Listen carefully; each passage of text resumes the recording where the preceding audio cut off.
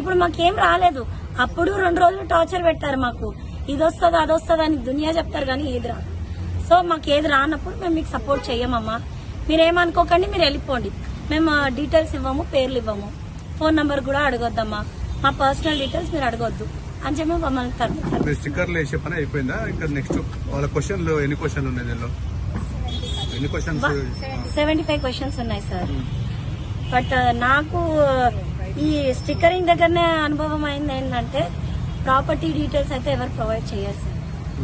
Family details ఇస్తారు, విద్య education ఇస్తారు, కానీ మనకి ప్రాపర్టీ డీటెయిల్స్ కానీ కాస్ట్ డీటెయిల్స్ కానీ సహజంగా ఇవ్వరు సార్.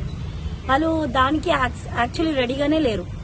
మా ఆస్తి మా అప్పు మీరు అడగొద్దమ్మా, ఎందుకు అడుగుతారు, మీకు ఏం హక్కు, అసలు మీకు ఆ అథారిటీ ఎవరిచ్చారు, అథారిటీ ఇచ్చిన వాళ్ళని తీసుకుని రండి అని రివర్స్ గా మాట్లాడుతున్నారు.